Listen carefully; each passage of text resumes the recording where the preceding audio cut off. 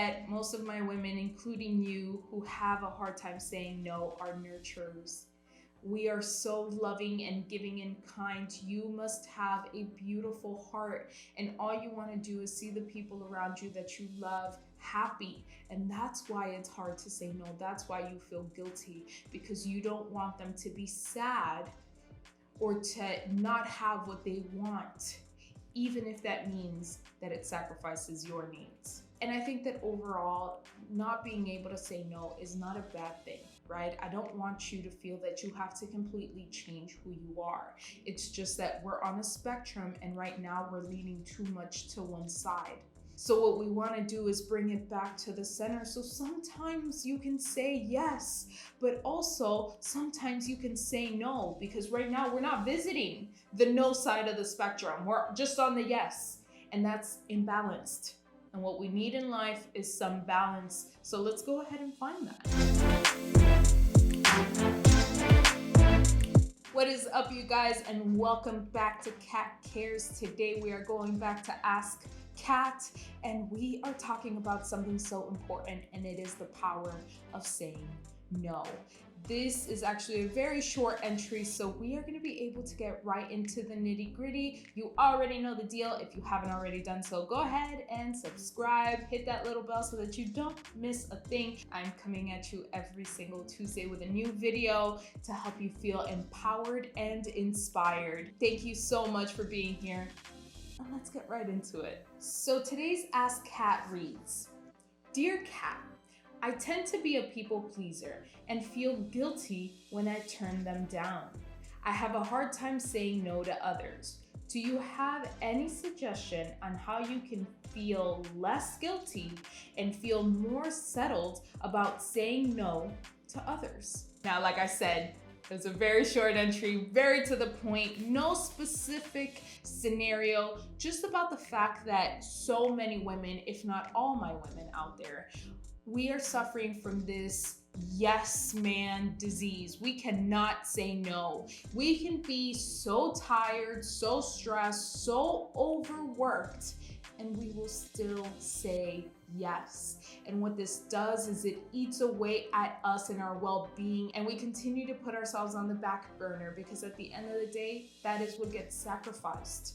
In order to help other people and do things for others, we end up sacrificing our own needs. So this is a very important topic, because I want you to start putting yourself first and being comfortable with saying no.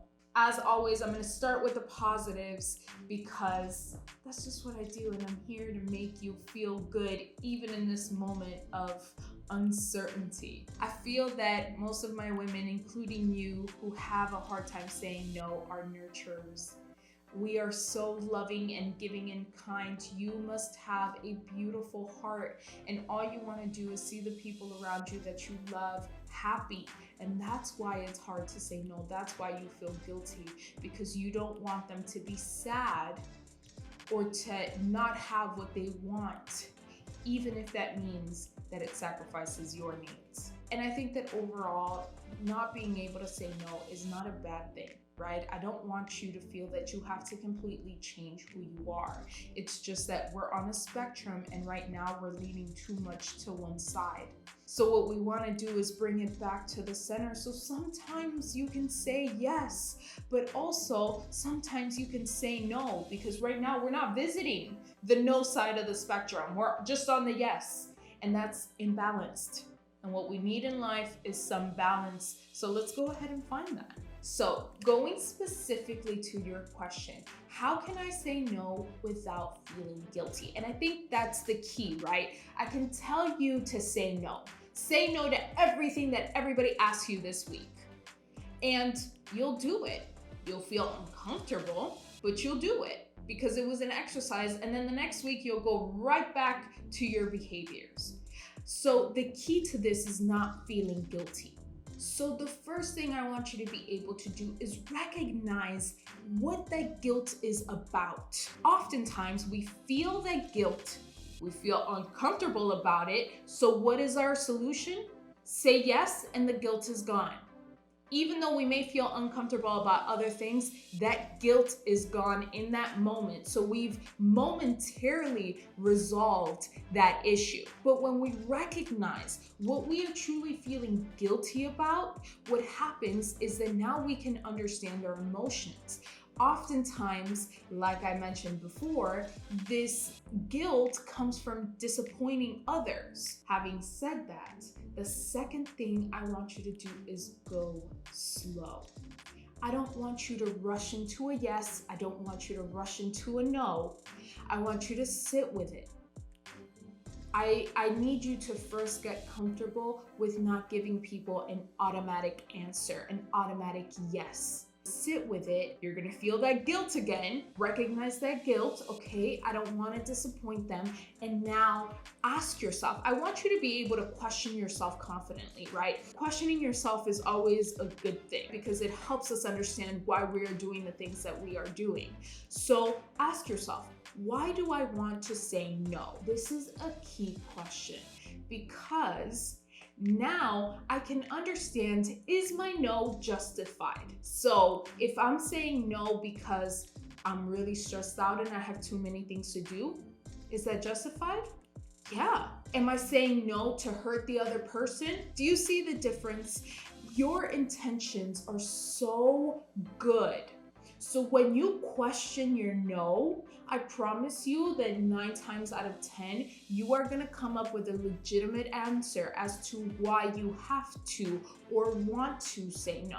What this is gonna do is help your guilt, right? Because although you don't wanna disappoint them, there is another added layer to it that helps you understand that no, it's not because you're being mean, it's not because you don't care about them, it's because truly it is not within your power for X reason to be able to help them in that moment. The third thing I want you to do is think about compromise.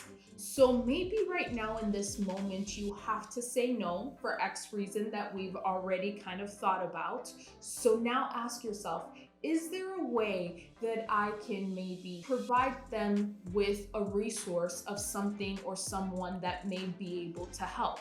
And also, this is going to be a great way for you to ease that guilt. And I'm saying we're starting slow, right? So I want you to be able to also use these questions and all these other resources that you have in order to help you in these moments. So if someone asks you for help and you can't, you can say, actually, I can't right now. However, you may want to check in with X person or X website because they have a lot of really good resources to help you with that problem. So you are still being helpful. However, it is within your reach. Now, I don't want you to use this technique to prolong the no. I know that you know what I'm talking about. I don't want you to say, come back in a couple hours, even though you know that in a couple hours, you still won't be able to do it. I want you to truly be honest with yourself when it comes to this technique. Can you really help them in the long run, or do you just need to give them other avenues of help? And I think that overall, the common denominator between all of these things, between being able to understand your no, between being able to understand your guilt, between being able to compromise, is that you are putting yourself first. And that is going to be the most important thing. Nothing or no one should come before your needs. And I know I'm gonna have some mamas having some heart palpitations in this moment, but I really want you to think about it, okay? Because if you wanna be the best mom, the best worker, the best daughter, the best wife, you have to make sure that you are 1000% complete and good in order to be the best version of you that you can be for the people that you love most. In order to be selfless, you have to be selfish. I'm gonna say that again. In order to be selfless, you have to be selfish. I don't want you to take that word selfish and see it as a bad thing. No, putting yourself first is actually one of the best things that you can do, not just for you, but for everybody around you. Because when you have taken care of your needs, there is so much abundance within you to give to everybody else. Being selfish is not about being self-centered. It is not about not caring about another person's needs, because I promise you, I'm talking straight to you, you couldn't be selfish even if you tried. If you really tried to be selfish, you wouldn't last a day. Go ahead, try it. You wouldn't last a day because you love being a nurturer. You love helping people. So what I actually need you to get comfortable with is being able to put yourself first and be able to take care of yourself so that you can continue doing what you love, which is giving. But what is there to give if you have nothing within you? Now, part of this transition into this balance of yes and no is going to be disappointing people. So I'm going to need you to get comfortable with that.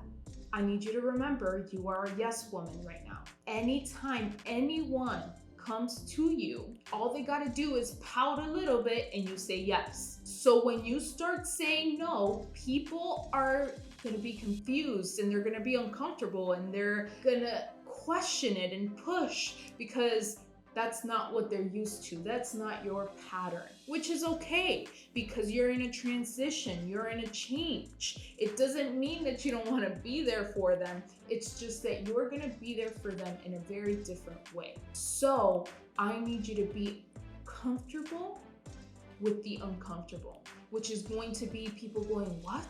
And even some, you've changed. Yes, I've changed. And it's a good thing. I'm changing for a good reason. Again, I don't want this guilt to drive you into staying a yes woman. Instead, work through it and find that balance so that you can start being the best version of you, not just for yourself, but for everybody around you.